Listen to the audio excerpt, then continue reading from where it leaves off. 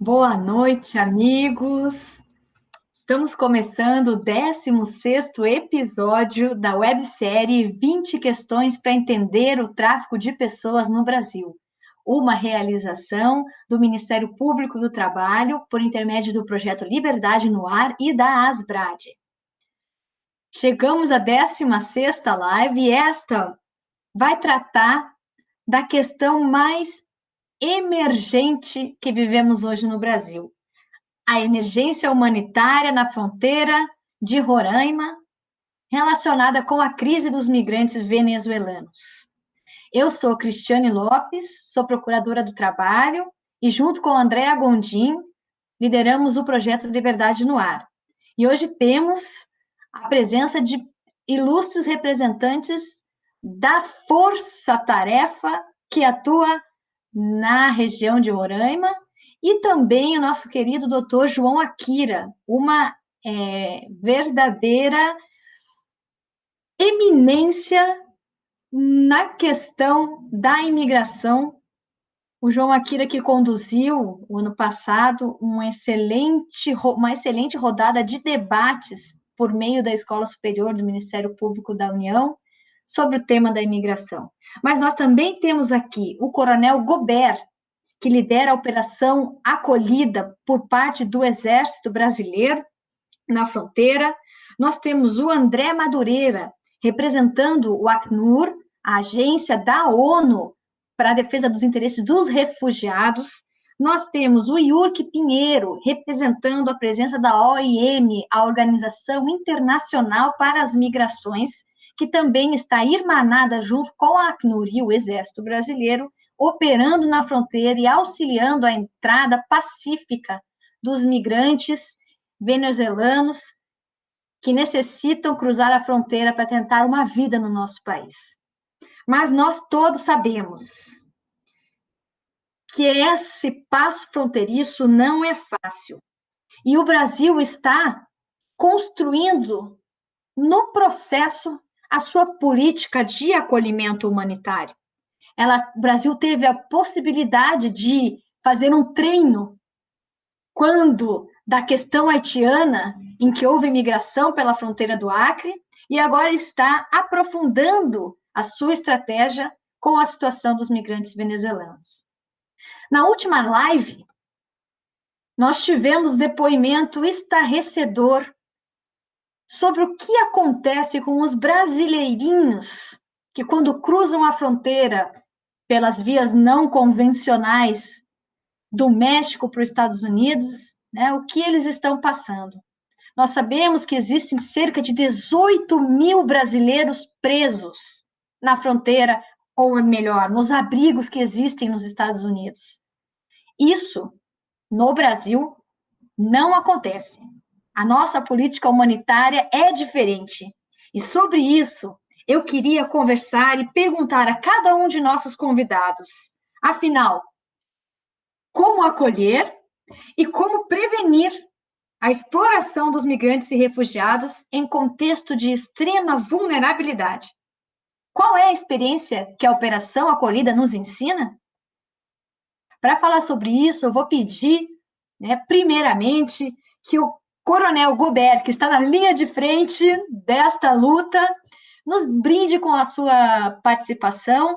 Para isso, Coronel, vou pedir que o senhor use mais ou menos um tempo estimado de 5 minutos. Após esse momento, a gente vai passar a palavra para os demais convidados e depois teremos uma oportunidade de retomar o uso da palavra. Então, com a palavra, começando agora, às 19h06, o Coronel Gobert. Muito obrigada por ter aceito. Obrigado, Cristiane.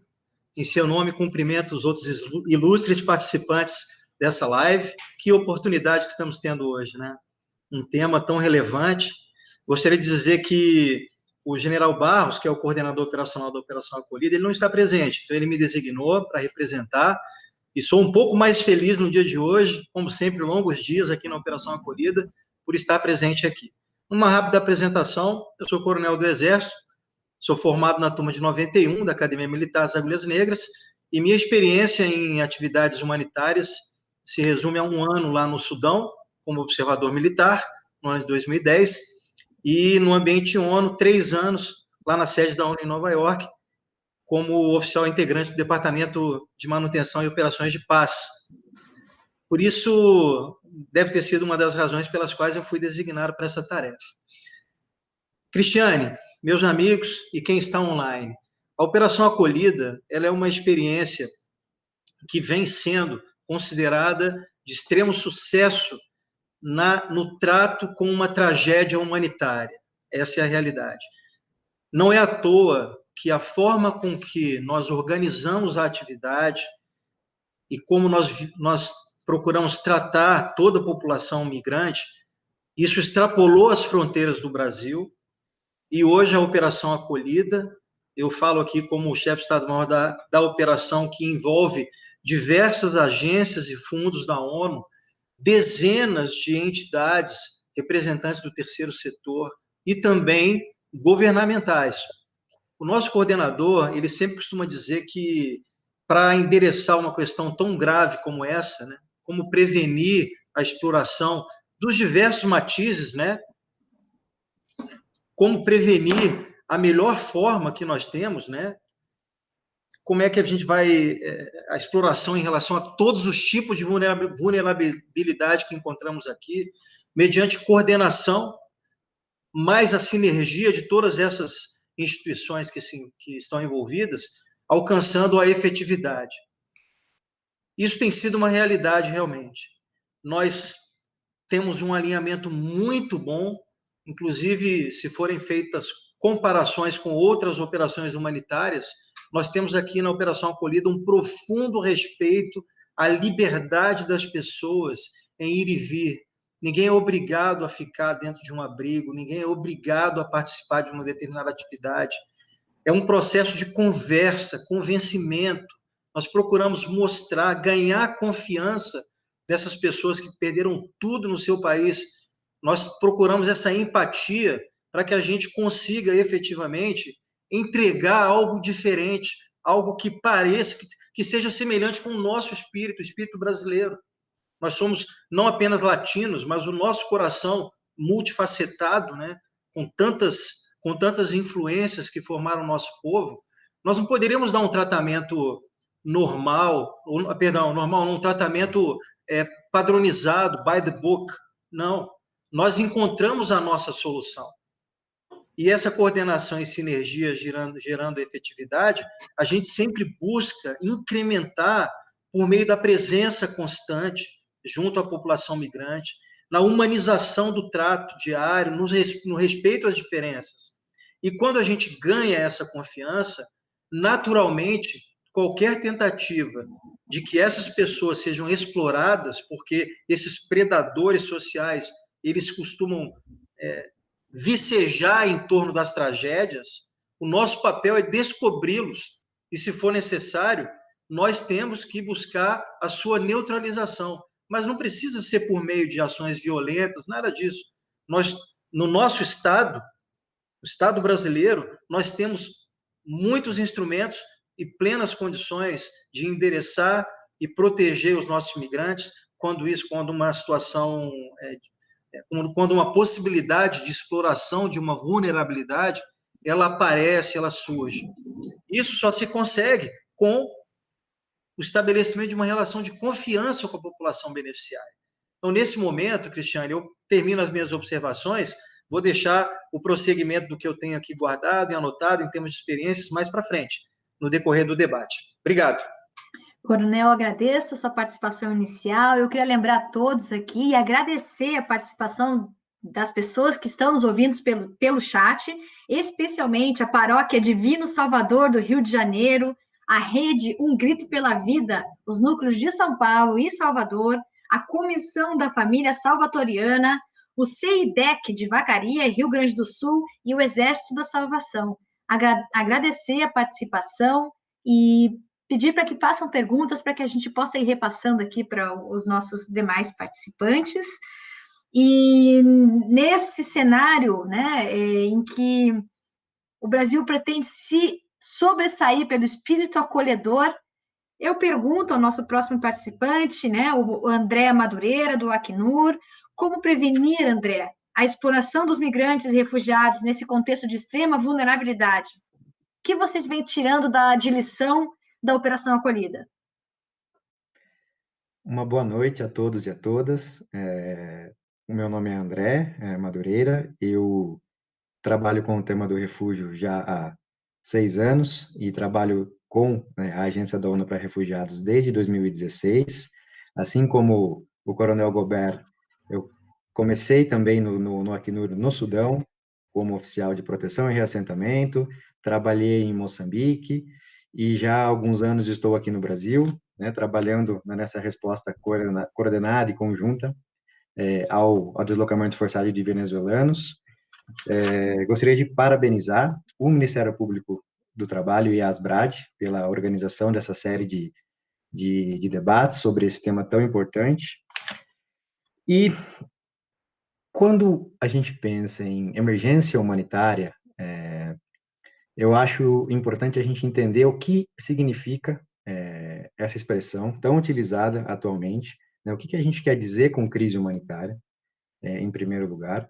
De um modo bem básico, uma crise humanitária é uma situação de emergência que se caracteriza pelo grande número de vidas, um grande número de pessoas que têm a sua vida ameaçada e que as consequências dessa situação de emergência ou dessa crise, elas só podem ser diminuídas ou evitadas com aí a aplicação de recursos extraordinários de ajuda humanitária.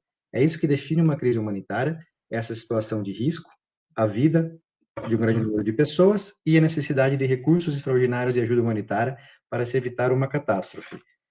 E, atualmente, nós percebemos que muitas das crises humanitárias, elas são geradas principalmente pelo deslocamento forçado de um grande número de pessoas.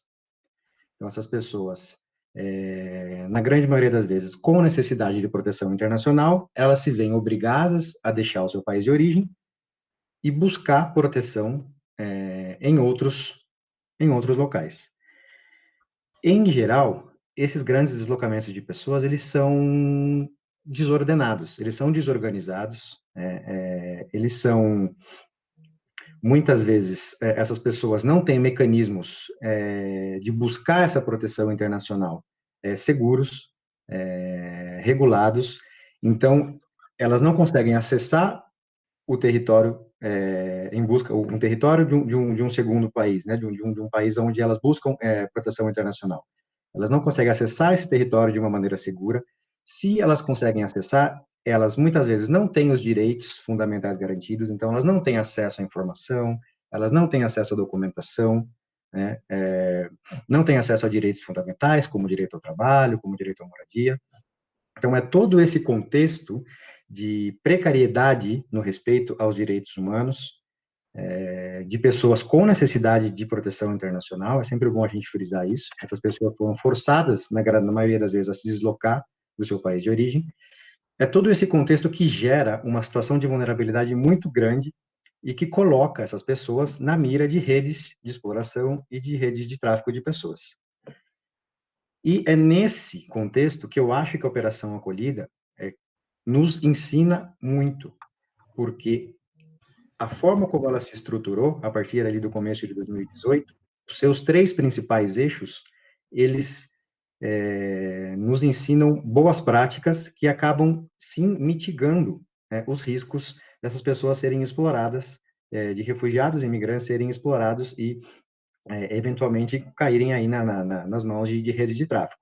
Nós temos o eixo de ordenamento de fronteira, né, onde as pessoas já chegam ali em Pacaraima e nas outras cidades ali do norte, em Roraima, hoje inclusive também no estado de Amazonas, já chegam com a possibilidade de receber informações, ali nos postos de recepção e identificação, nos postos de triagem, elas têm todas as informações sobre os seus direitos, elas têm acesso à documentação, né, inclusive acesso à carteira de trabalho, o que vai possibilitar no futuro, né, um acesso ao mercado formal de trabalho, né.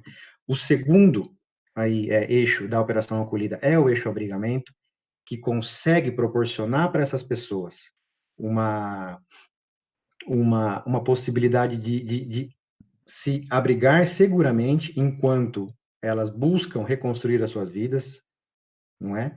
E, por fim, o eixo da interiorização, que, caso essas pessoas decidam se deslocar para outros locais no país, elas também conseguem fazê-lo de forma coordenada, com todas as informações disponíveis e com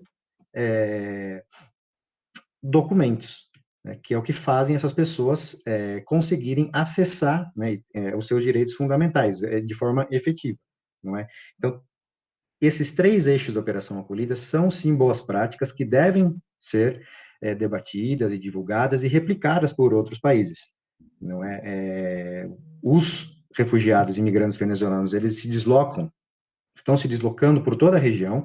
Hoje em dia, a gente estima que há mais de 5 milhões de refugiados e imigrantes venezuelanos, né? Então, essa resposta coordenada e que respeita os direitos dessas pessoas, liderada, né, pelo governo brasileiro, contando aí com o apoio de várias agências da ONU, inclusive aqui no IOM, várias organizações da sociedade civil, ela é um exemplo, e ela, sim, por meio desses três eixos, acaba mitigando aí os riscos dessas pessoas já em situação de vulnerabilidade, porque estão se deslocando forçadamente, de caírem nas mãos aí de redes de exploração.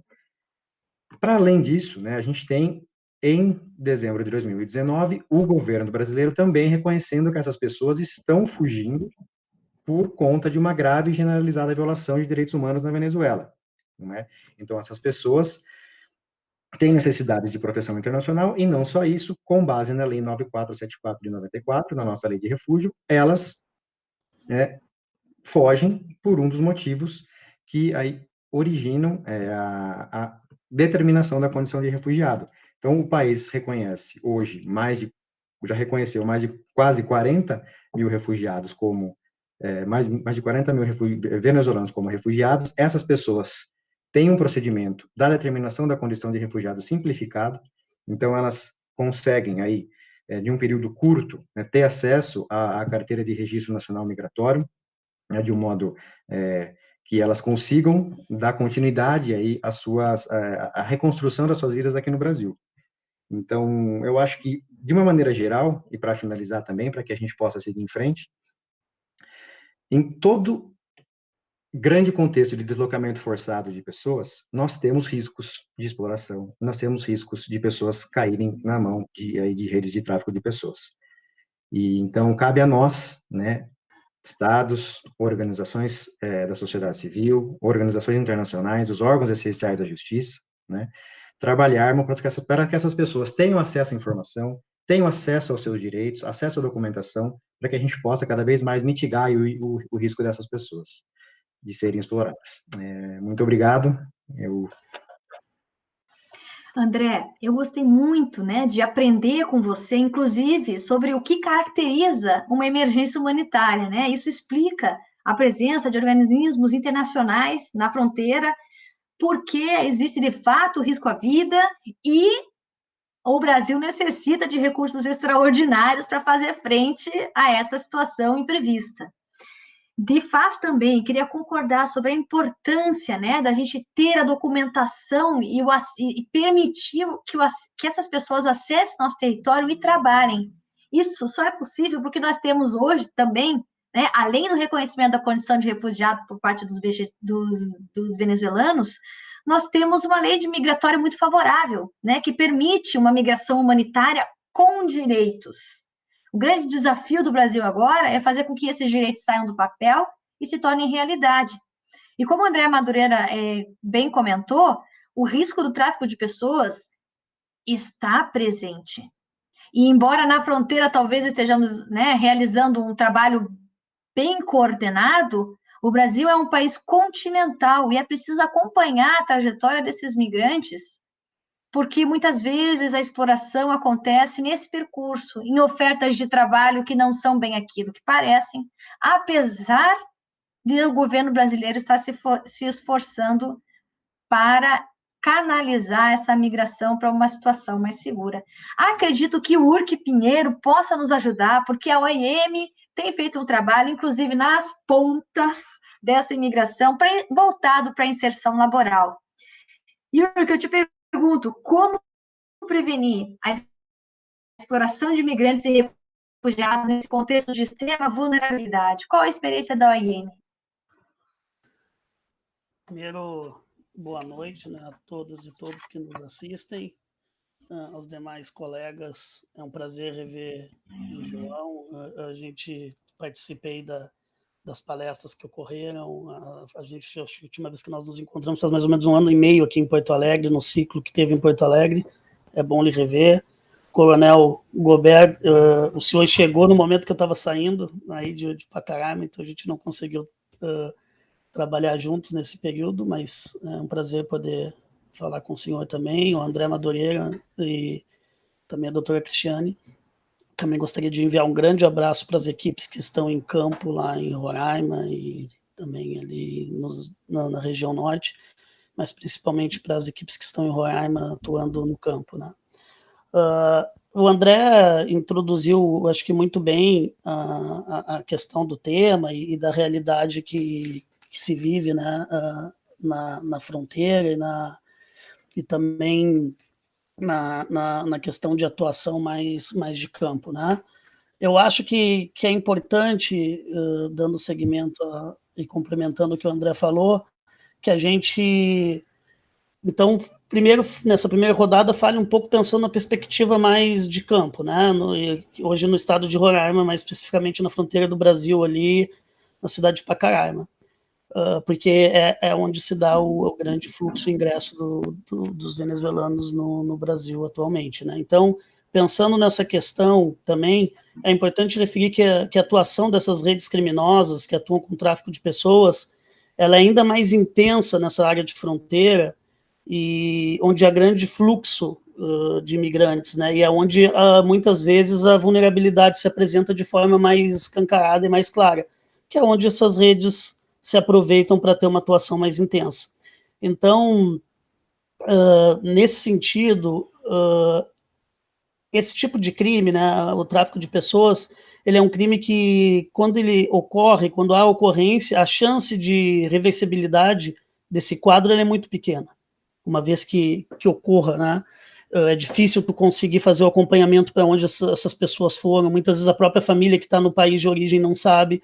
Então, acho que uma das principais questões que me parece mais eficaz é a gente atuar se antecipando ao fato, né, o crime, e agindo de forma preventiva.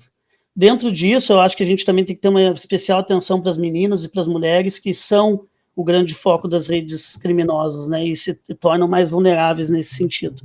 Para isso, eu também destaco que é muito importante o treinamento das equipes que estão na ponta, né, é fundamental, e pequenos detalhes é que vão fazer a diferença nesses momentos, né, como às vezes a simples observação corporal das pessoas, né, por exemplo, de crianças que muitas vezes se mantêm mais distantes dos adultos, pessoas sem conectividade viajando juntas, muitas vezes até a questão da observação do próprio estado físico e vestimenta, uma série de pequenos detalhes que uma equipe treinada vai conseguir observar e atuar antes do acontecimento, né, do tráfico. A proteção dos sobreviventes de tráfico de pessoas a OIM é um mandato também específico da OIM, a OIM se preocupa muito com essa questão, e nesse sentido as equipes são muito bem treinadas lá na ponta e são equipes competentes que fazem esse trabalho de proteção e de atuação, comprometidos, né? Acho que uma atuação conjunta é fundamental, como o André vinha falando, né?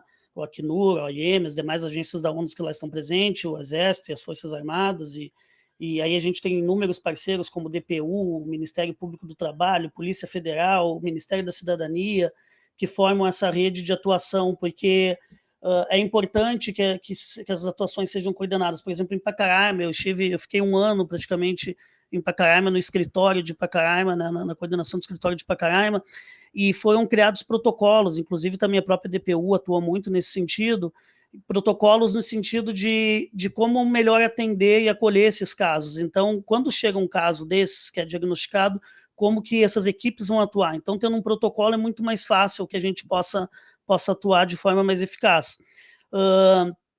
Visto esse ponto que eu falei agora, né, da criação de protocolos, a gente também deve estar atento aos corredores do tráfico, dessa rede de tráfico, que é o que a doutora Cristiane falou agora, que é fundamental, porque ela não ocorre só lá na fronteira.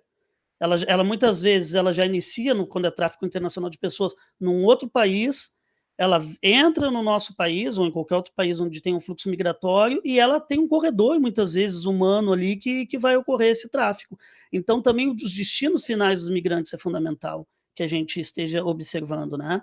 E quando se fala nisso, a integração é importante, a OIM está extremamente preocupada com isso, com essa questão da integração, tanto é assim que, atualmente, nós estamos implementando um projeto em 6 estados, que é o projeto denominado, né, como Oportunidades de Integração no Brasil, que é um projeto que visa, onde a OIM visa apoiar o processo de integração econômica dos migrantes vulneráveis, né, que estão no Brasil, e é implementado por meio de parcerias com o setor privado e sociedade civil, e é um projeto também financiado pela USAID, que é a Agência de Desenvolvimento, né, dos Estados Unidos. Então, esse projeto, essa preocupação com esse projeto, ela também visa esse complemento de início, ponta, no ingresso do migrante no país, esse corredor que muitas vezes pode existir de tráfico de pessoas, e também regiões de destino, de grande destino e fluxo migratório, né?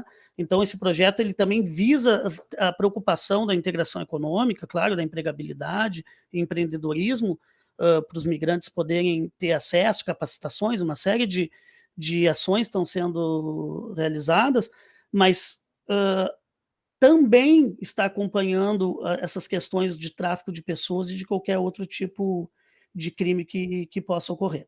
Em resumo, é isso, e aí a gente segue aí no decorrer falando um pouco mais.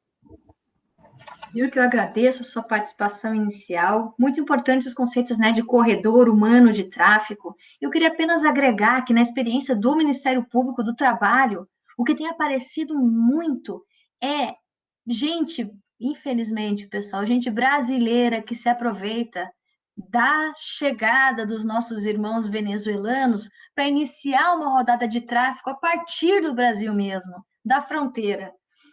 A gente precisa lembrar que muitas vezes as ofertas de trabalho, aliás, toda vez que uma oferta de trabalho é feita para ser consumada num local distinto daquele na qual ela foi realizada, existem procedimentos que devem ser adotados para tanto, né? A Convenção 97 da OIT fala sobre isso, e a partir da Convenção 97, nossa legislação se adaptou para que protocolos que basicamente garantissem que o migrante conhecesse exatamente que tipo de trabalho estava ali esperando, né? E esse trabalho pudesse ser acompanhado pelas autoridades. E aqui eu me refiro especificamente às autoridades da atribuição trabalhista, né? A inspeção do trabalho, segundo a Convenção 97 da OIT, teria uma atribuição muito relevante na fiscalização das ofertas de trabalho. Da mesma maneira, nós também somos signatários da Convenção 88, que estabelece o sistema público de emprego. O sistema público de emprego poderia ser uma ponta para favorecer o intercâmbio. Ele serve para isso mesmo, porque desde que a OIT nasceu, no século passado, no início do século passado, já se sabia que que as contratações que envolvem o deslocamento de trabalhadores podem dar problema, começando pelo não entendimento a respeito das condições desse contrato. E quando ele é executado sem observar esses procedimentos, a nossa própria legislação diz que é tráfico de pessoas, ou, né, de acordo com a dicção legal, aliciamento de trabalhadores.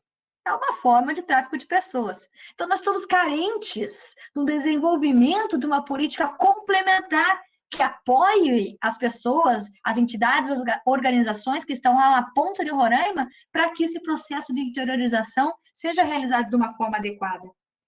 Com essas reflexões em mente, eu devolvo novamente a pergunta, doutor João Akira Omoto, procurador regional, nem sei o que o doutor é, porque é muitas coisas, doutor João Akira Omoto é uma subunidade no Ministério Público Federal, já atuou na PFDC, já atuou na direção da Escola Superior do Ministério Público da União, e é uma pessoa amante do tema das migrações, e dedicado a buscar com que todo o povo brasileiro tenha conhecimento e possa trabalhar com isso. Doutor João Akira, como prevenir a exploração de imigrantes e refugiados em contexto de extrema vulnerabilidade, como é este da fronteira com a Venezuela? Com a palavra.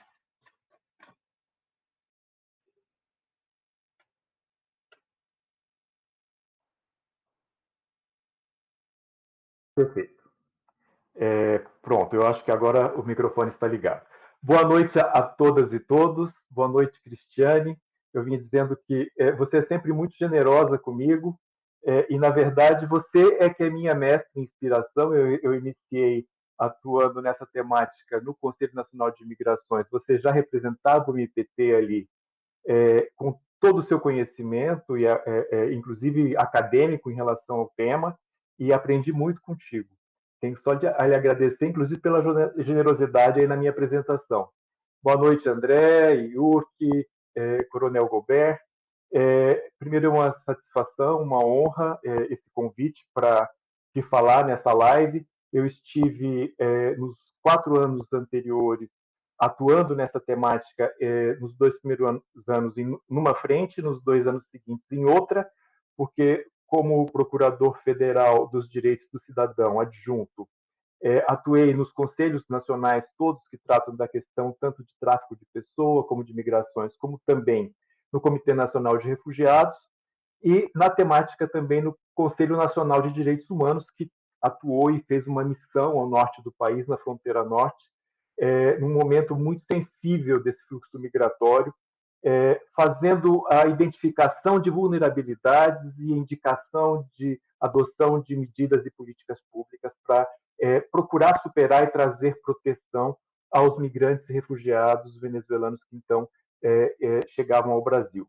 E nos últimos 2 anos, em 2018 ao início deste ano, eu estive como diretor da Escola do Ministério Público da União, e com o conhecimento anterior e a rede de proteção que passei a conhecer, nós montamos uma rede de capacitação nessa temática, em que estivemos em 13 capitais diferentes, em 13 capitais em que nós pudemos trabalhar a temática da capacitação na atenção de migrantes e refugiados, de pessoas que trabalham com atenção a migrantes e refugiados, né? Agentes públicos, sociedade civil, órgãos de defesa e de proteção de direitos humanos. Treinamos nessas 13 capitais perto de 4.000 pessoas, foram mais de 600 instituições da sociedade civil e dos órgãos de governo e Estado que participaram das nossas capacitações. Bem, esse foi um trabalho, de fato, que inclusive a doutora Cristiane participou como capacitadora, a doutora Andréia também esteve conosco do MPT em muitas dessas capacitações, outros colegas do MPF, do Ministério Público do Trabalho, da Defensoria, enfim. Bem, eu acho que o tema é muito bem posto nessas 3 dimensões do que já foi tratado, a experiência do Exército Brasileiro em conduzir esse trabalho da Operação Acolhida, das organizações das Nações Unidas que têm trabalhado nessa frente emergencial, e fica muito claro para mim que nós estamos... a pergunta é de como é que nós podemos prevenir essa exploração. Eu acho que tem 2 questões que nós precisamos fazer em termos de pergunta. Primeiro, o que é que vulnerabiliza essas pessoas? O que traz vulnerabilidade para esse fluxo migratório e essas pessoas nele? E, de fato, depois, como é que a gente, então, protege? Porque é vulnerabilidade e proteção, as 2 faces dessa questão, né? E me parece que tem 3 questões que são fundamentais, né, para identificar, para diagnosticar, para entender o processo de vulnerabilização dessas pessoas, e 3 questões que são fundamentais para a proteção, tá? Eu vou procurar ser muito rápido, porque meu tempo já foi praticamente na apresentação, mas, enfim, primeiro, Depois a gente consegue, mais adiante, explorar um pouco mais. Eu vou, pelo menos, enunciar os três de um lado e os três de outro. O que me parece que vulnerabiliza demais a questão dos migrantes e dos refugiados é a questão da discriminação e xenofobia, que é estrutural no Brasil. O racismo que nós temos visto do ponto de vista racial, ele também é do ponto de vista de nacionalidade. Nós temos isso estruturalmente estabelecido dentro das organizações de Estado, de governo e da sociedade brasileira. E isso é um fator de extrema vulnerabilidade para o migrante e o refugiado. O segundo ponto que me parece que fragiliza enormemente é a questão da politização do tema, da apropriação desse tema, que já é reflexo, inclusive, dessa questão discriminatória, em que, por interesses políticos eleitorais, né, grupos populistas, políticos populistas, utilizam daquilo que está incutido como uma questão de medo e de discriminação, como uma herança que nós trazemos, inclusive, do Estatuto do Estrangeiro, se apropria disso e transforma isso numa moeda eleitoral potente e poderosa, explorando aí a questão da discriminação que está no seio da sociedade. E o terceiro ponto é de como essa discriminação ela é enfronhada, entranhada dentro do organismo de Estado e de governo, acaba levando à negação de direitos dessas pessoas e de dignidade humana a elas, e, portanto, não se desenvolvem políticas públicas adequadas, né? Então, são três eixos que, para mim, são fundamentais para a vulnerabilização dessas pessoas. E o que é que precisa para proteger? Do meu ponto de vista, primeiro, nós temos um forte arcabouço legislativo extraordinário, fruto de, primeiro, no cenário internacional, da construção de consensos internacionais que a humanidade vem discutindo desde sempre, né? O direito das gentes, lá do passado, já discutia essa questão. Isso se confunde em determinado momento com as questões de soberania de Estado, mas vem muito fortemente no decorrer do século XX, a partir da construção do conceito de direitos humanos do pós-guerra, a separar a condição do indivíduo nacional do Estado nacional. E o Estado nacional é violador, mas, nesse sentido, os Estados nacionais todos são, mas o indivíduo nacional é objeto de proteção internacional. E isso é uma questão vencida já no campo internacional. Nós temos legislação dentro do Brasil reconhecendo isso tudo, internalizou isso tudo, mas isso aí entra para a questão, então, do segundo ponto, que é precisamos cumprir essa legislação e estabelecer, a partir delas, políticas públicas adequadas, né? E como? Aí já vou partir para o terceiro item. O primeiro, então, cumprimento da legislação. O segundo, estabelecimento de políticas públicas adequadas. E o terceiro, a necessidade de forte cooperação. Cooperação entre internacional, né? A participação das organizações das Nações Unidas, nesse caso, ela tem sido fundamental para demonstrar a importância disso. A cooperação entre Estados, seja bilateral, seja multilateral. E, além disso, a cooperação entre os órgãos do Estado, da Federação Brasileira, entre União, Estado e municípios. Nós temos enxergado na questão da crise de fluxo migratório venezuelano a dificuldade de diálogo entre os três entes da Federação, o que potencializa a vulnerabilidade dessas pessoas. E, finalmente, a cooperação indispensável de organismos internacionais, organismos estatais e sociedade civil, né, como fatores que podem trazer efetiva proteção, né, e a operação acolhida ela é exemplo disso, né? O coronel vai falar depois, espero que possa explorar um pouco isso para dizer o que significa em termos de cooperação o enorme esforço que vocês têm feito nesse sentido. Era isso. Obrigado.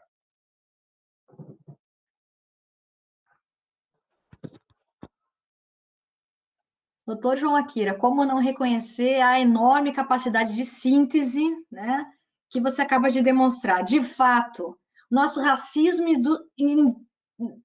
introjetado em todas as esferas da nossa sociedade. O populismo com que políticos tratam desse assunto realmente é o que leva à falta de políticas públicas, como o senhor muito bem nos pontuou neste momento.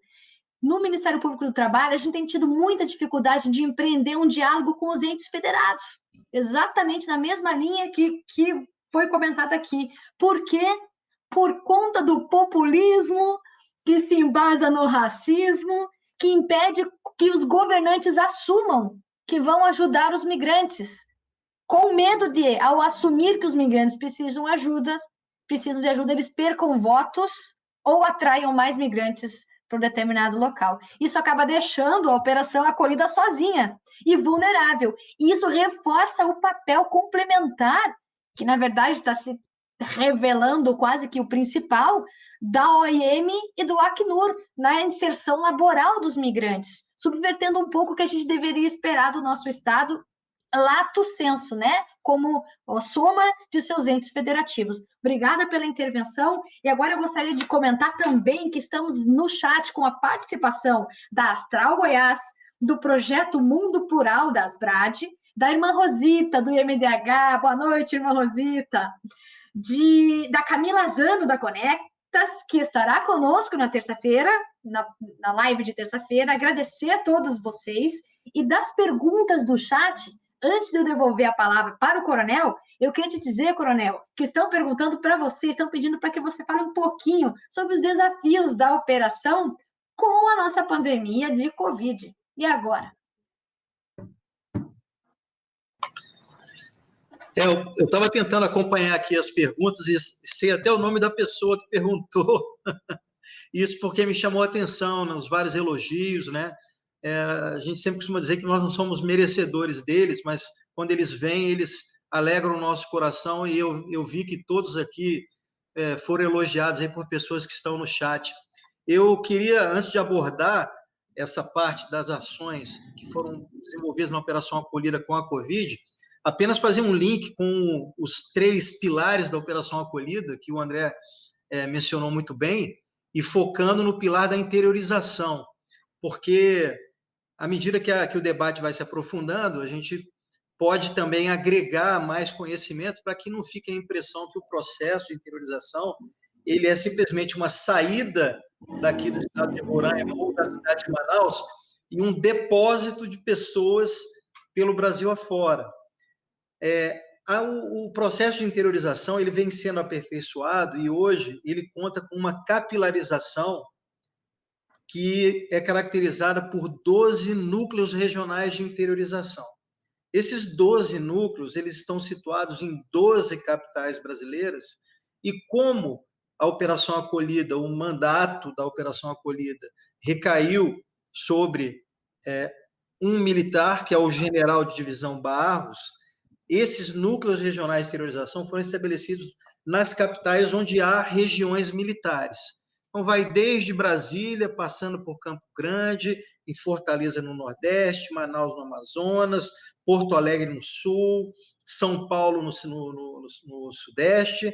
Então, vejam, essa estrutura ela foi criada justamente com a finalidade de, por essa capilarização, reforçar as parcerias locais.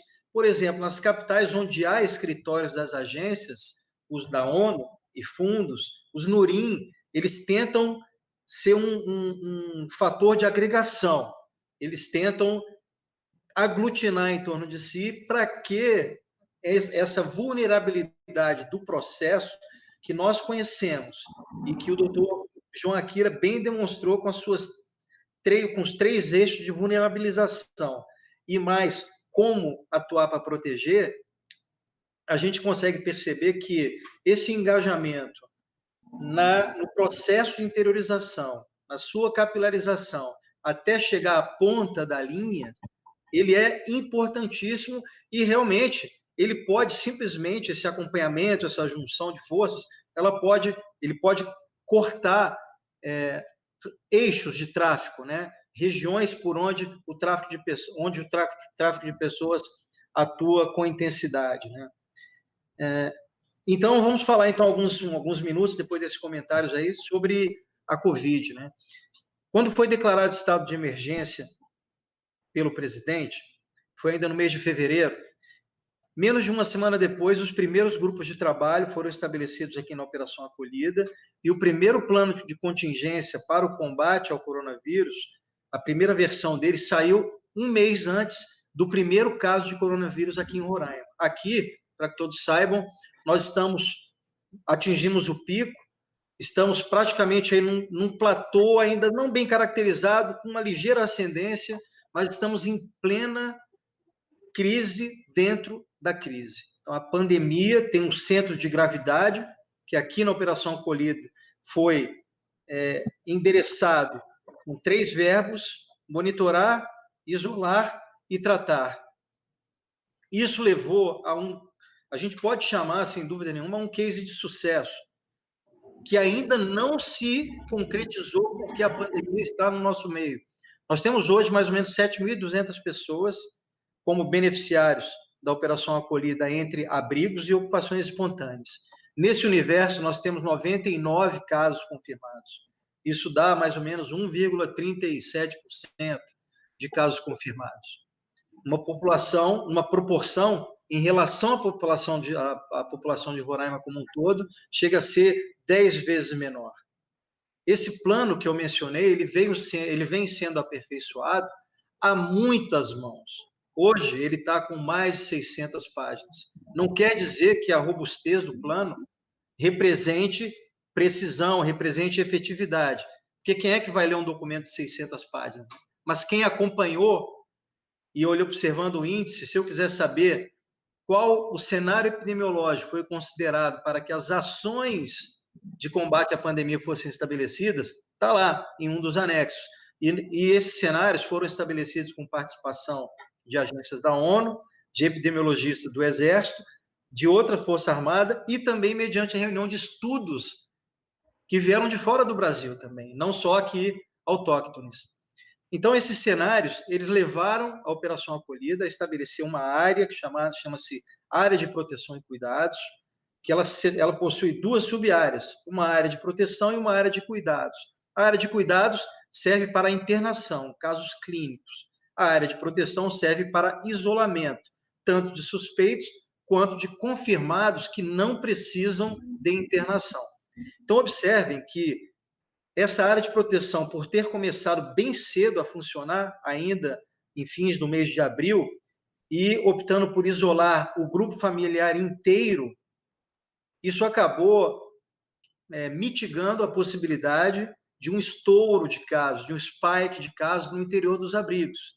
Essa tarefa ela foi cumprida também a muitas mãos. Em paralelo, ações de Water Sanitation and Hygiene, ações educativas, reuniões com as lideranças dos diversos abrigos, aquelas rodas de conversa comunitárias, convencimento, educação, em prol da melhoria das condições de higiene, ações efetivas como colocação de novos postos de lavagem de mãos nos abrigos, distribuição de EPIs. Aqui, cada migrante recebeu já, no mínimo, 4 máscaras de tecido, fora as que foram entregues normalmente. Essa área de cuidados, ou a área de proteção, esse isolamento, no início, começou com mais de 100 pessoas. À medida que o tempo passava, as pessoas retornavam para o abrigo, ou já passado o período de 14 dias, não havia risco delas contaminarem. A diferença para nós, o isolamento social da população beneficiária, eles não têm como sair, eles podem até sair, mas eles não fazem como nós, que qualquer motivo nos tira de dentro de casa, não é verdade? Eles ficam realmente na área de proteção com essa consciência de não contaminar os outros. Isso foi sendo, não nasceu do dia para a noite. OIM trabalhou, a Acnur trabalhou, os parceiros implementadores do terceiro setor, com essa consequência, muito positiva. Já a área de cuidados, ela inicialmente foi concebida para tratar da população beneficiária. Entretanto, os cenários indicavam que, no pico, nós poderíamos ter necessidade de mais de 1.000 internações, o que supera em muito o banco de leitos existentes hoje no estado de Roraima, especialmente aqui em Boa Vista.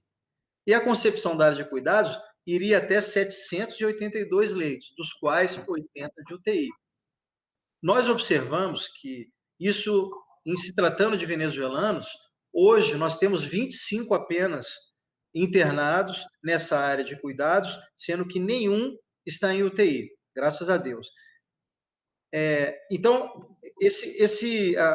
o endereçamento da pandemia no âmbito da operação não foi exclusivo da FT, Forças Armadas, mas envolveu dezenas de parceiros. Essa sinergia trouxe esse dado estatístico que é completamente fora da curva nacional.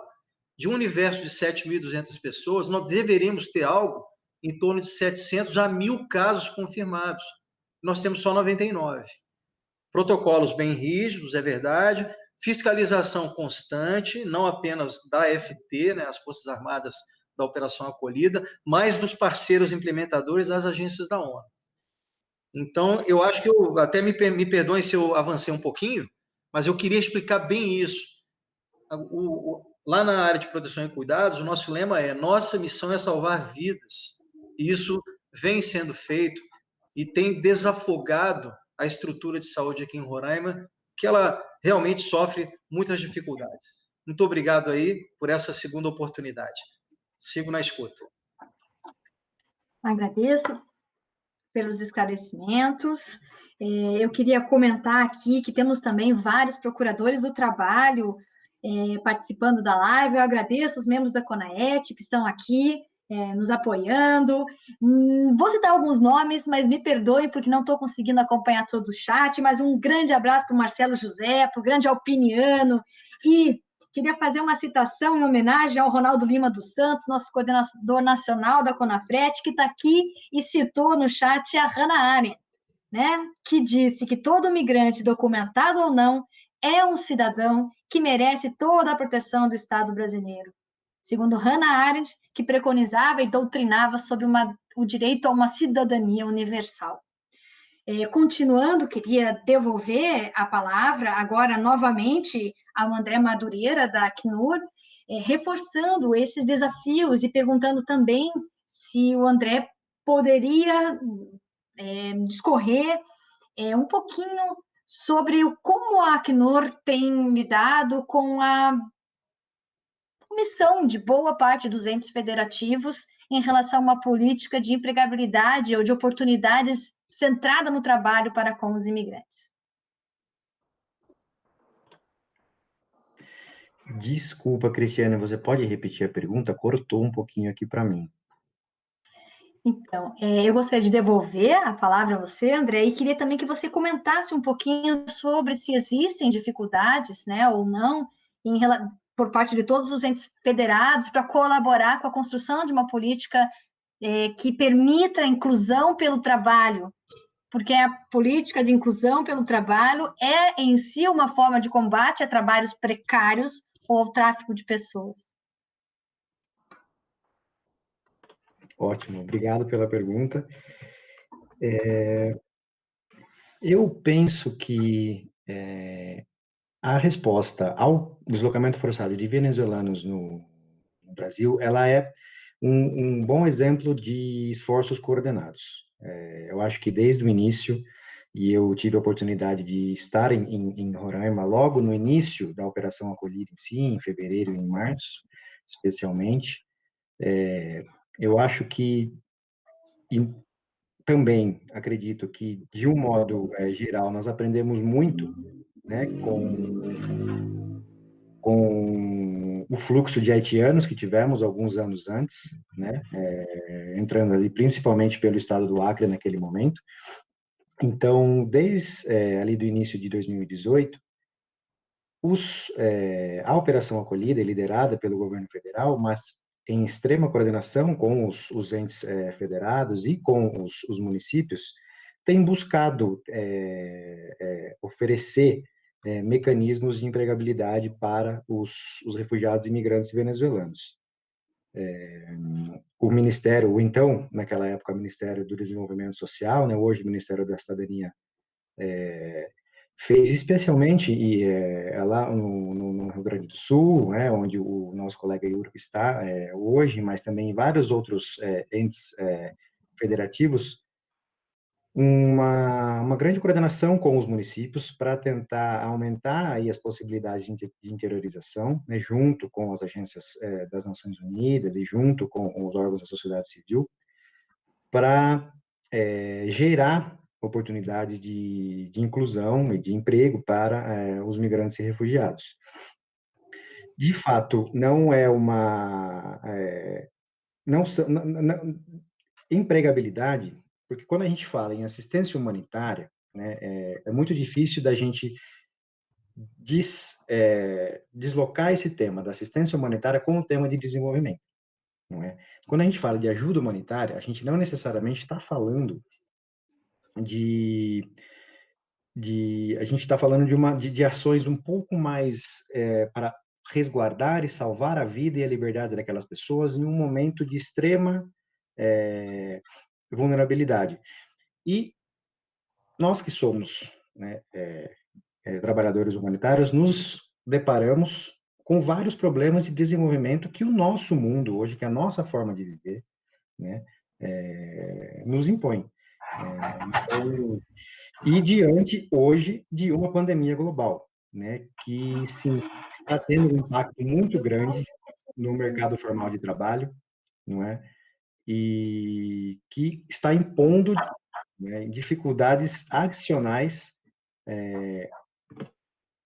à economia global, especialmente à economia dos países em desenvolvimento, né? Se não me engano, a Organização Internacional do Trabalho lançou um estudo ou fez um estudo no último mês em que apontava que provavelmente até o final do ano a região das Américas vai ser a região mais afetada, né, em termos econômicos, em termos de perda de mercado formal de trabalho, por conta da pandemia. Então, eu acho que nós temos que reconhecer os esforços do governo brasileiro, e eu posso falar que pela experiência que eu tenho até hoje, trabalhando em outros estados, né, como no Sudão e em Moçambique, por exemplo, e, enfim, estava aqui no Brasil trabalhando com a sociedade civil naquele momento do fluxo de haitianos, eu acho que a resposta, ela tenta de uma forma coordenada trazer o melhor possível em termos de empregabilidade, em termos de integração para essas pessoas. Acho que a interiorização é um exemplo, esses núcleos são um exemplo, né? O fato de estarmos todos espalhados pelo território nacional hoje é um exemplo. Nós, agências da ONU, sociedade civil, né? Força-tarefa, e reconhecer ao mesmo tempo que podemos melhorar. Há, sim, muitos desafios, não é?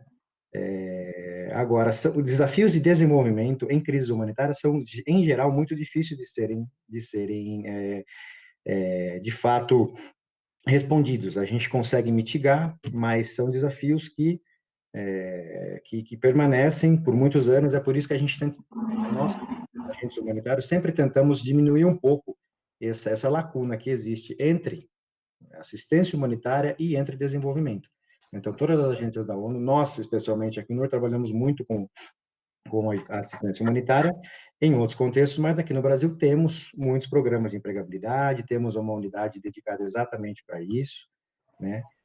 Porque o contexto e como o arcabouço jurídico brasileiro nos permite isso, porque os migrantes e os refugiados, eles têm acesso aos direitos, eles têm acesso à carteira de trabalho, eles podem ter acesso ao mercado formal de trabalho. É claro que muitas vezes não é um acesso efetivo, e é isso que nós temos que tentar melhorar sempre, buscar sempre melhorar como país, né? Cumprir esse forte arcabouço jurídico que nós temos, como já o doutor Akira já nos apontou antes. Muito obrigada, André. Muito oportuna a sua lembrança, né? Nós estamos entrando, já vivenciávamos uma crise econômica sem precedentes aqui no Brasil, e com a Covid, nosso cenário não é animador, né? Estamos com muita dificuldade, inclusive de junto à OIM, junto à Acnur, realizar ações que possam ajudar os migrantes nesse cenário de pandemia. Ao mesmo tempo, nós sabemos que os migrantes são os primeiros a perderem os seus trabalhos, são os primeiros a não terem dinheiro para pagar o aluguel, e estão compondo boa parte da parcela das pessoas que estão vivendo atualmente em ocupações irregulares ou em favelas, né? Nós estamos vendo um movimento de favelização dos imigrantes interiorizados numa velocidade sem precedentes, né? Não está fácil, o desafio é realmente surpreendente. Eu queria aqui agradecer também a presença do Médicos Sem Fronteiras, do Ministério da Cidadania em Pacaraima e das mulheres do MAB do Espírito Santo, que aqui também estão conosco, acompanhando a live. E já passando, temos muitas perguntas acontecendo no chat, e eu já vou enunciar duas delas para depois passar a primeira. Primeiro, passar a palavra para o Yurk primeiro, depois para o Dr. João Akira. Mas estão perguntando aqui sobre a proteção das crianças migrantes, né? Estão perguntando aqui sobre os riscos do fechamento de fronteiras. Essa pergunta foi dirigida especialmente para a doutora Akira. E lembrando também, amigos, que já são 8 horas, considerando que essa live é especial, temos a participação de 5 painelistas, eu gostaria de pedir que fiquem conosco até 8h20, para que a gente possa fazer um encerramento, permitindo que haja, né, um pouquinho mais de fala dos nossos companheiros. Então, sem mais delongas, passo a palavra ao Yurk para seus comentários. Doutor Cristiane, acho que vou entrar nessa questão específica das crianças, né, migrantes, refugiadas, mas acho que é importante fazer um link com o que o André vinha falando, porque quando se fala em integração e economia, também a gente está falando de proteção e que também vai atingir as crianças, né? É importante que a OIM ela tem essa grande preocupação e entende que a migração ordenada ela deve beneficiar os migrantes e a sociedade local, né, a sociedade de acolhida. O André tinha falado no início da fala dele sobre a questão da migração ordenada. Né? É importante a gente falar, ainda mais quando se fala na questão da operação acolhida, de todo o escopo de atuação e preocupação que se tem. Dando continuação ao que o André vinha falando, da questão de mais focada ao trabalho, né? É uma preocupação, e por isso que, como eu falei antes do nosso projeto, porque o projeto está sendo hoje, o Oportunidades de Integração do Brasil, implementado em 6 estados, né, diferentes. Então, seria o Distrito Rio Grande do Sul, Santa Catarina, Paraná, São Paulo, Rio de Janeiro, Distrito Federal. Fora as outras áreas onde temos escritórios e representações hoje no Brasil. Isso demonstra uma preocupação da ONU e da OIM em estar fazendo a integração, né, nas partes também adentro e central do Brasil. Mas também é importante que a gente compreenda que, e isso é o que eu acho legal da Operação Acolhida, o que me encanta sempre no trabalho que é feito lá e no período que eu tive, é que é um trabalho que ocorre de forma integrada, né? E eu acredito que essa integração ela deve ocorrer nas mais diversas regiões do país também. Como exemplo do que acontece, essa atuação integrada que a gente vê em Roraima de diversos atores, que isso também possa ocorrer nos locais de destino final de muitos migrantes. E aí eu digo que é fundamental a sociedade civil e as instituições também do governo, porque nesse sentido a gente tem que entender que juntos somos mais fortes, né, nessa atuação. E que, por mais que as agências da ONU possam atuar e apoiar, nós precisamos também dessa rede forte, né? Uma vez que a rede esteja forte, facilita a melhor atuação de todos. E o alinhamento das equipes que estão na ponta com as equipes que estão mais no centro do país agora, se falando em proteção. Né? Esse alinhamento, essa troca de informações de quem está lá na fronteira e com as equipes que estão mais nas regiões centrais do país, para que a gente possa fazer a melhor proteção. E aí eu entro também na questão focada das crianças, né? Claro que quando se fala em criança, a gente tem que sempre estar atento à questão do Unicef, que é a agência especializada e que também se faz presente na Operação Acolhida e em Roraima e Pacaraima. Mas, para não deixar a pergunta sem resposta, né? As crianças, elas com certeza são dentro de tudo isso, né, a parte mais vulnerável, né, junto, né, as mulheres e crianças, as partes mais vulneráveis, e que a gente deve ter uma atenção muito bem focada, porque falando também em tráfico de pessoas, né, estão entre as principais vítimas a serem escolhidas por essas redes, né? E então, assim, eu tive a felicidade no período que eu atuei em Pacaraima da gente conseguir, junto com as nossas equipes lá, evitar vários casos. A gente conseguiu ter êxito de não deixar acontecer, inclusive se falando de crianças. Então, esse olho atento de quem está na ponta, principalmente de quem está na ponta, onde está o grande fluxo, para evitar a ocorrência de qualquer coisa que possa atingir as crianças de forma negativa, mas principalmente falando agora no tráfico de pessoas, esse olhar atento às crianças, né? Quando, por exemplo, está fazendo um atendimento de documentação, estar atento a como aquela criança está se comportando junto ao adulto que está com ela. Porque muitas vezes ali a gente pode ter um caso de tráfico de pessoas, qualquer tipo de crime, de abuso, e então esse olhar atento é fundamental. E isso se estende no decorrer para qualquer região do Brasil. As equipes que estão trabalhando também mais centralizadas devem estar atentas a isso. E se falando em integração, quando a gente está trabalhando a integração dos adultos, dos pais, né, do pai, da mãe, isso vai repercutir de forma positiva nas crianças, né? E como também as redes podem acolher melhor as crianças, as escolas, como fortificar as escolas e toda a rede de atendimento específica para as crianças. Isso é um trabalho que nós, como organizações internacionais e a sociedade civil, deve estar muito atenta para fortalecer essas redes, né? Muito obrigada, Yurki. Realmente o problema é multifacetado e eu tenho a impressão de que cada caso de tráfico que é evitado deve ser um motivo de muito orgulho, de muita comemoração. Parabéns pelos resultados que vocês conseguiram atingir.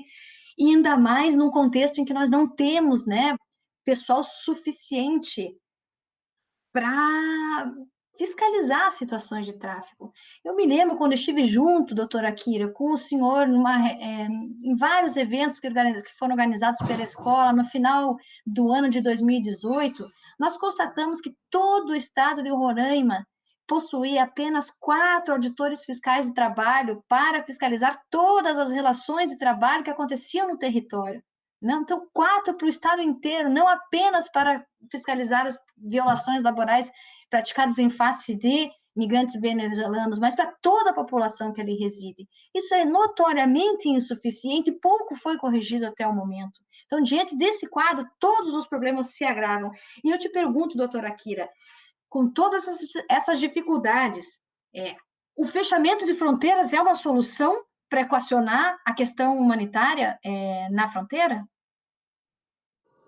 Bem, vamos lá. Eu acho que essa questão, ela, especialmente em tempo... Aí eu acho que eu tenho que abrir o meu microfone, peraí. Tá aberto, tá aberto. Tá. Essa questão da fronteira é uma questão de que, desde que começou esse fluxo migratório, é muito recorrente, né? E nós tivemos agora, por conta da questão da pandemia, atos efetivos, normativos do governo federal fechando a fronteira. Tivemos já ação judicial solicitando o fechamento da fronteira, e ficou muito evidente da impropriedade disso, né? Por parte do Poder Judiciário, quando, na verdade, é um ato de soberania do Estado e que cabe ao Poder Executivo aí adotar medidas dessa natureza, naquele contexto de decisão judicial. Agora, efetivamente, então, no contexto já da pandemia, há, de fato, um ato normativo que vem sendo reproduzido e renovado nesse sentido, o que parece, num determinado contexto, desse novo normal que vem se estabelecendo, o que poderia ser, de fato, uma solução. Muitos estados estão adotando esse tipo de medida, de controle mais efetivo e rígido para ingresso de pessoas não nacionais em território nacional. Ocorre que eu preciso voltar no tema da não discriminação, né? E preciso voltar também em um outro aspecto muito relevante, que é a Convenção dos Refugiados de 1951. Tá? Bem, primeiro que uma cláusula comum a todo e qualquer tratado internacional de direitos humanos é o princípio da não discriminação. O Tratado de 51, ele traz uma questão ainda mais, que é a questão do princípio da não devolução né? Que é o non-refoulement. E quando nós tratamos de uma situação em que o Estado brasileiro, estamos tratando de uma questão de crise emergencial humanitária na fronteira norte, estamos falando diretamente da relação entre Brasil e Venezuela e de nacionais, então, de nacionalidade venezuelana, de migrantes de nacionalidade venezuelana. Quando nós temos uma norma interna, uma portaria interministerial que estabelece um discrimen por nacionalidade, isso é muito grave, porque nós estamos tendo, na verdade, uma norma discriminatória e que viola dois princípios. Viola o princípio da não discriminação e viola o princípio da não devolução, porque, na verdade, não é possível fazer a devolução de qualquer estrangeiro, qualquer migrante, qualquer não nacional brasileiro que ingresse em território nacional, seja por qual via for, aérea ou terrestre, e expresse o desejo de pedir refúgio em território nacional. E isso só é possível estando em território nacional.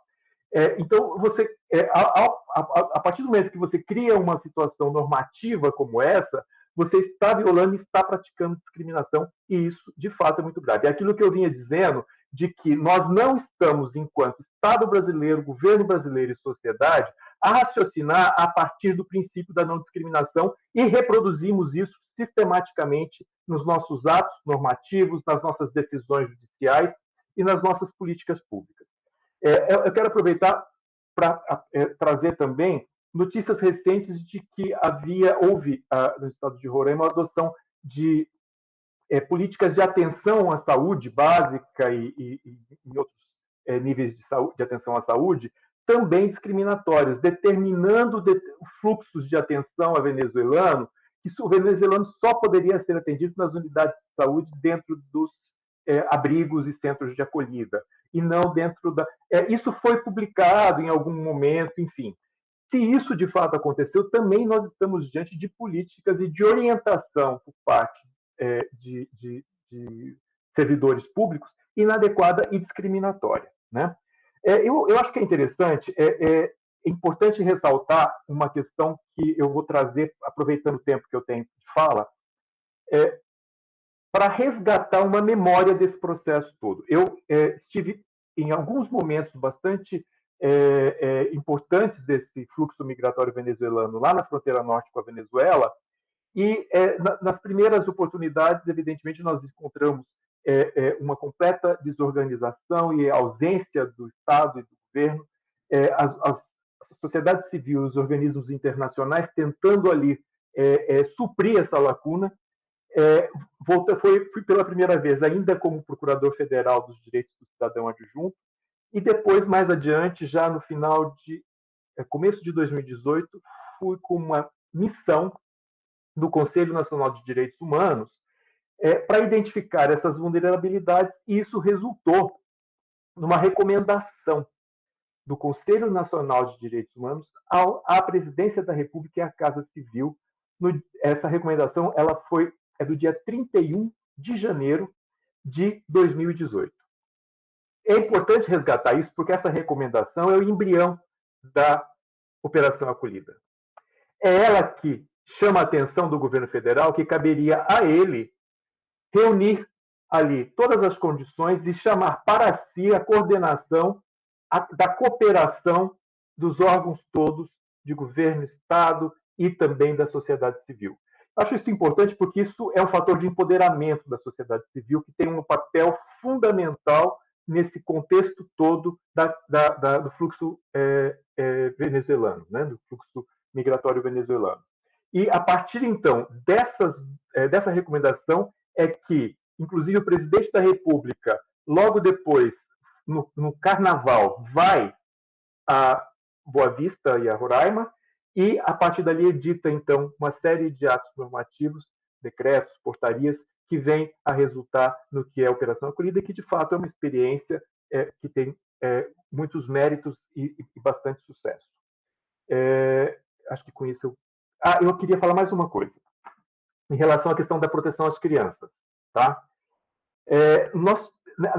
Naquelas nossas vidas, naquela época ao norte, nós identificamos uma situação que ela já é muito conhecida em diversos outros fluxos migratórios, mas que nós não conhecíamos, é a situação das crianças desacompanhadas, né?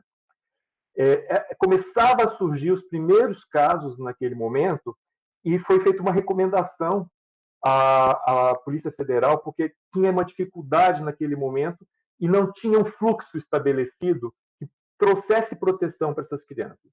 Ao mesmo tempo e paralelamente, foi estabelecido uma negociação entre diversos conselhos, o CONANDA, que trata da questão da criança e adolescente, o CENIG, o CONAR e a Defensoria Pública da União, e foi feita, então, uma instrução normativa, uma resolução, não me lembro como é que se denominou essa norma, conjunta, e que levou, então, para a Defensoria a possibilidade dela, efetivamente, então, exercer o papel de escuta dessas crianças desacompanhadas e de estabelecer, então, ali, com os órgãos do poder, sistema de justiça e de proteção, a melhor forma de tratar a situação dessas crianças. Isso está bem estabelecido hoje, isso, inclusive, com o posto da DPU dentro das áreas do Exército ali, na fronteira com Pacaraima, né? E que funciona hoje muito bem. Então, isso teve uma resposta pronta naquele momento. Era isso, obrigado. Prezados, vamos nos encaminhando aqui para os momentos finais. Eu gostaria de comentar, né? Não vou passar para vocês, mas porque não temos tempo, mas depois, por favor, vejam os comentários. Várias pessoas deixaram comentários elogiosos a todos vocês aqui, citando as participações de vocês no evento, e são muito tocantes os comentários. Realmente estamos aqui com o pessoal selecionado e que tem muito a contribuir para essa temática.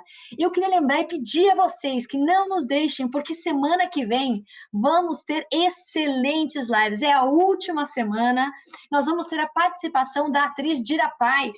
Nós vamos ter uma palestra com a psicóloga, filósofa Lucelena Galvão, da Nova Acrópole, que vai falar sobre filosofia e tráfico de pessoas, uma excelente live. Nós vamos ter a participação do presidente da Infraero, nós vamos ter a participação do nosso procurador-geral do trabalho, doutor Alberto Balazeiro, que estará aqui para nos brindar com uma despedida e um incentivo para que continuemos, né, juntos na luta contra o tráfico de pessoas. Então, não percam, pessoal. Semana que vem, a última semana, estará imperdível. Vamos fechar com chave de ouro as nossas 20 lives para comentar o tráfico de pessoas nas suas mais variadas acepções e nas suas mais variadas na mais variada problemática desse assunto que é multifacetário, que envolve e que necessita que toda a sociedade se engaje para combater. Vamos juntos combater o tráfico de pessoas. E agora vou pedir que todos os participantes deem suas últimas palavras, sua saudação para o público, para que a gente possa se despedir nessa sexta-feira, mais uma vez, com uma maravilhosa live. Eu agradeço de coração a participação e a dedicação de todos vocês a essa empreitada. Pela ordem, Coronel. Mas que é uma pena que tem que chegar ao fim, né? Alguns debates pela qualidade, pelo nível de conhecimento das pessoas e especialmente pela compreensão, né, de um tema tão importante, de como, ao somar informações que vieram de fontes tão diferentes, que vão preenchendo os gaps possíveis de serem preenchidos no conhecimento das pessoas que estão nos acompanhando e no nosso próprio, num curto espaço de tempo. Uma alegria rever o André e o Iur, que já estivemos presentes aí em reuniões por videoconferência, no subcomitê, em algum das várias reuniões que nós temos aqui na Operação Acolhida. Um grande prazer conhecer o senhor, doutor João Akira, à distância, mas nesses tempos, né? Até uma pessoa comentou aqui na live que, se fosse presencial, ela não teria ido, que muitos não teriam participado. A doutora Cristiane, parabéns aí também pela competência na condução. Isso não é lugar comum, esses elogios, né, a todos, mas é algo assim que nos dá alento, porque quanto mais próximo você se encontra de uma crise, maior é a possibilidade de você se desconectar e achar que todo mundo está entendendo os problemas pelos quais você passa, consegue perceber o nível, a profundidade que é você lidar com pessoas que estão imersas na tragédia, quando, na verdade, você precisa ser um agente de mudança, de auxílio na realidade daquelas pessoas. Baseado nisso, doutor Akira, muito obrigado aí por essa definição desses eixos. Eu pretendo conversar depois com o general Barros sobre essa forma de enxergar, né, que empiricamente nós acabamos implementando e trabalhando dessa forma. Eu fiquei aqui nos intervalos pensando, caramba, será que a minha equipe, ela em algum momento, ela é xenófoba, discrimina? Será que a gente politiza o tema? Tem discriminação entranhada? E aí eu me alegro em ver que não tem acontecido. Ou seja, nós não temos sido agentes de vulnerabilização dessas pessoas. Em relação à proteção, não vou nem precisar repetir, espetacular também. Muito obrigado. Eu quero encerrar essas minhas palavras citando uma iniciativa em relação a duas minorias muito sofridas, muito exploradas na Venezuela, e que nós não temos podido, e que nós temos podido buscar uma atenção especial. São as pessoas com deficiência, a comunidade LGBTQ. No nosso Centro de Coordenação de Interiorização, depois que a gente chegou aqui em março, eu notei que a maior parte das estatísticas de interiorização dessas categorias estavam na reunião familiar ou na reunião social. Quando, na verdade, muitas dessas pessoas que sofrem tanta discriminação, não só no país irmão, mas aqui também, elas precisam de dignidade, querem se manter, querem ser parte útil na sociedade. E aí, com isso, nós conseguimos levantar colaboradores, pessoas com deficiência que trabalham dentro do CCI, do Centro de Coordenação e Interiorização, e também um casal LGBT. Não foi fácil, porque quando você coloca pessoas buscando empregos para venezuelanos que pertencem a essas minorias, barreiras são quebradas. Imaginem, eu, um militar, telefonando para uma empresa para conseguir emprego para um LGBT. Infelizmente, muitas pessoas consideram isso algo fora do normal. Para nós, não é nada, é perfeitamente normal. Não há nenhuma diferença, pelo amor de Deus. Então, essa ação está levantando possibilidades de emprego, e nós temos vários exemplos. Lá em Fortaleza, um casal trans foi trabalhar numa empresa de tecnologia. Olha que coisa linda, né? Você conseguir dar dignidade. Isso é um trabalho do qual as agências participam também. Tem uma que também não está presente aqui, foi citado o Unicef, mas tem o UNFPA também, né, o Fundo de População das Nações Unidas, que tem aquele olhar mais focado nessas minorias. E para nós aqui da FT, meus amigos e todos que estão ouvindo, trata-se de um tema importantíssimo, que realmente a discriminação como fator vulnerabilizante é talvez um dos maiores é aquilo que esmaga o coração da pessoa que está sendo discriminada, né? Ela se desumaniza, ela não enxerga no outro nenhuma possibilidade de empatia. Por isso, desculpem se eu me alonguei mais um pouco, mas é aquela história, eu posso ser um profissional treinado para a guerra, mas eu amo a paz. E como antigo soldado da paz, participante de operações das Nações Unidas, estar participando de uma operação humanitária é algo que, infelizmente, tem um começo e tem um fim.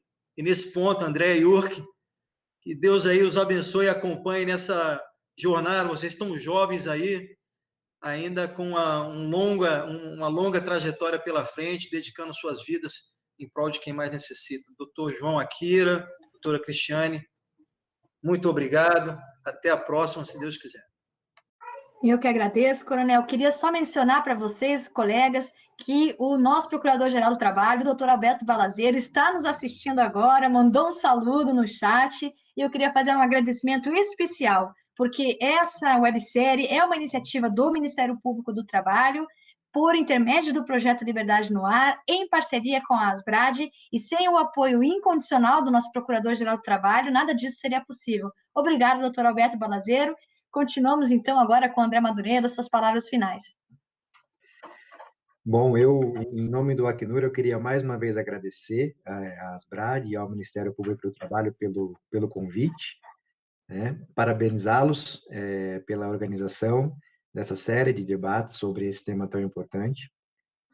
Mandar daqui de Brasília um abraço para o Coronel Gobert, para o doutor Akira e para o colega aí de Nações Unidas, para o Yurk. Foi um prazer estar nessa noite aqui com vocês.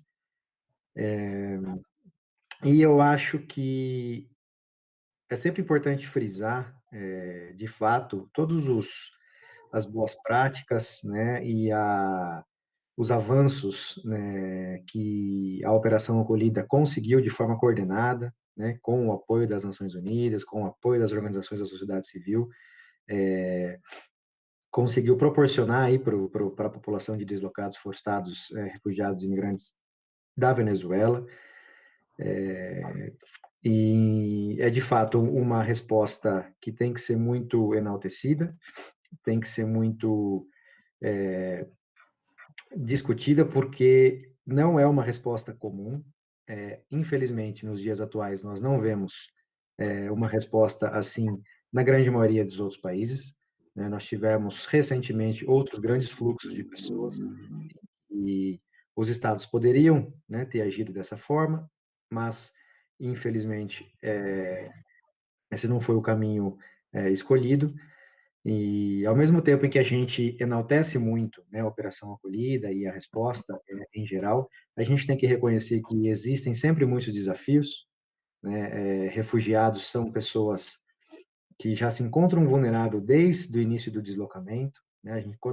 Quando se fala em deslocamento forçado, se fala num deslocamento não programado, não planejado, né, em que em muitas situações as pessoas são obrigadas a cruzar fronteiras a pé, né, grandes distâncias, sem itens básicos de sobrevivência, então elas já chegam num destino final com muitas dificuldades.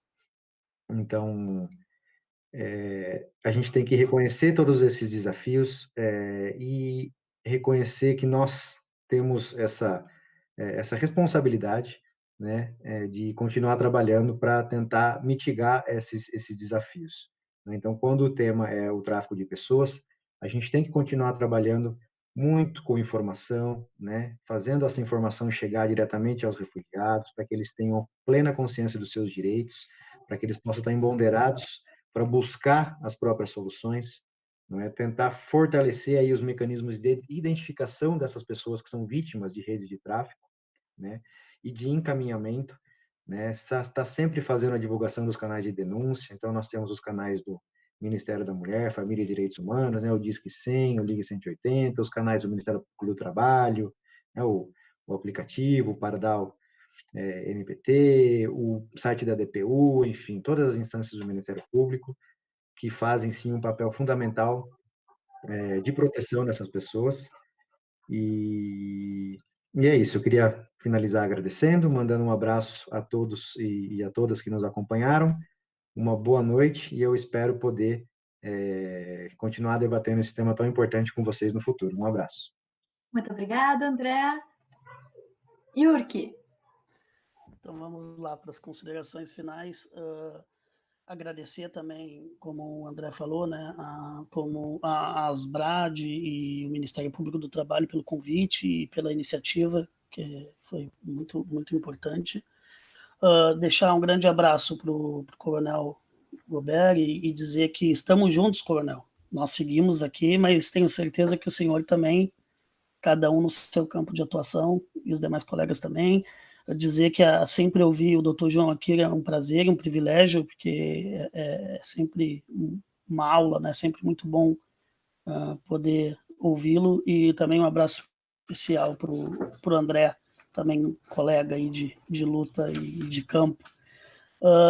Quero acabar dizendo que a Covid-19 ela dificulta algumas ações, ela dificulta principalmente as questões de integração nesse momento, de trabalho, de emprego, mas nós estamos aqui trabalhando para isso, né? E a OIM em particular está com esse projeto que eu falei, trabalhando para que essa integração ocorra mesmo em tempos de Covid, e isso pode dificultar, mas não vai nos impedir de atuar e de buscar essa integração.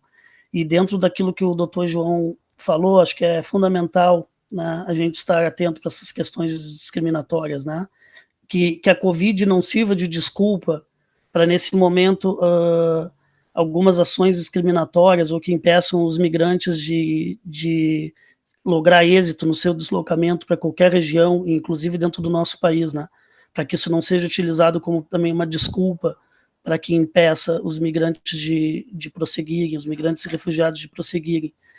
E, dito isso, os migrantes, o primeiro passo, eu sempre falo, né, os migrantes, quando eles empreendem essa jornada, eles passam a primeira grande fronteira, que é a da coragem, né, e muitos por necessidade, por não ter outras alternativas, e outros por coragem de buscar melhores condições, né? E dentro disso, também falo que nós, como seres humanos, que a gente esteja atento, né, para cruzar as fronteiras, né, as nossas fronteiras internas, de generosidade, de buscar, acho, questão de generosidade e de um olhar mais acolhedor ao próximo, né, um olhar mais humano. Eu acho que quando a gente fala de migração e de grandes fronteiras, de países, também esse olhar voltado para nós, né, para o interior, para fronteiras interiores. Ninguém está livre de muitas vezes, sem perceber, atuar de uma forma discriminatória, né? Então, acho que a gente deve se voltar para essa questão das fronteiras nossas, pessoais, internas, e cruzá-las da melhor forma possível. Uma boa noite a todos que nos assistiram, numa sexta-feira até esse horário, e aos demais colegas, um forte abraço e um bom fim de semana. Muito obrigada, Yurki. Eu não poderia deixar de agradecer a doutora Andréa Gondim, a Grazi, que está nos assistindo aqui, nos apoiando no chat, as duas fiéis escudeiras. Sem elas, eu não conseguiria fazer essa mediação. E agradecer também a Dalira das Brade, né? Vocês são demais. E agora, passando a palavra para o doutor João Akira, para nós nos despedirmos e finalmente, infelizmente, encerrar essa live. Muito obrigado, Cristiane. Bom, primeiro quero mandar uma saudação muito especial ao meu amigo Alberto Balazeiro, hoje Procurador-Geral do Trabalho, foi adjunto nosso na direção da Escola Superior do Ministério Público da União, um grande parceiro. Parabéns por estar permitindo e possibilitando um trabalho dessa envergadura. Essa série ela tem recebido muitos elogios, todo mundo com quem eu tenho conversado tem falado muito bem, elogiado muito o trabalho que vem sendo desenvolvido. Muitíssimo obrigado, Cristiane, por tudo, pela sua generosidade e pelas lições todas que você me deu nesse tema esses anos todos. A Andréa Gondim, uma amiga querida, procuradora do trabalho, a todos os procuradores do trabalho que estão nos ouvindo, colegas do Ministério Público. A Graziella, né, que está na organização e tem sido uma parceira de longa data. Ao Coronel, aí da Operação Acolhida. Quando eu estive em Boa Vista, as outras vezes, quem coordenava a Operação Acolhida era o General Pazuello, hoje no Ministério da Saúde, com quem tivemos uma excelente interlocução, e a Operação Acolhida, de fato, é uma referência. Parabéns pelo trabalho. E aos colegas André, do Acnur, e Yurki, da OIM, meus cumprimentos pelas falas de vocês. Solicito que vocês mandem um abraço, levem um abraço para o Stefan, para o José Egas, e para toda a equipe, né, das duas instituições, que têm sido extraordinárias nesse trabalho todo de acolhida. Eu preciso fazer alguns registros, porque eu acho que é fundamental. Eu acho que o trabalho de acolhimento de migrantes e refugiados ele seria impossível se não tivéssemos a sociedade civil. Todo o programa de interiorização só é possível porque existe nas pontas a sociedade civil para receber e acolher e alimentar e cuidar migrantes e refugiados.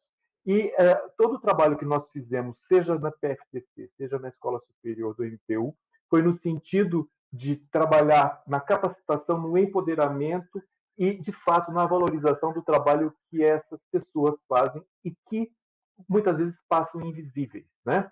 E é mais árduo, mais difícil. Então, aqui eu quero encerrar dizendo que não há prevenção, proteção de migrantes e refugiados sem essas pessoas. São eles os que verdadeiramente fazem, e a eles, então, a minha homenagem. Muito obrigado a todos. Boa noite. Muito obrigada a todos. Agora o agradecimento vai aos que participaram conosco e estão até aqui, né? Estão até agora aqui nos acompanhando. Muito obrigado por terem estado conosco, pelas manifestações no chat. E mais uma vez, continuem com a gente, porque segunda-feira, às 7 horas, tem mais. A semana promete, com a participação da Dira Paz, com a participação da Lúcia Helena Galvão, com a participação do presidente da Infraero e do Procurador-Geral do Trabalho. Grande abraço para todos. Estamos juntos e firmes na luta contra o tráfico de pessoas. Tchau, pessoal!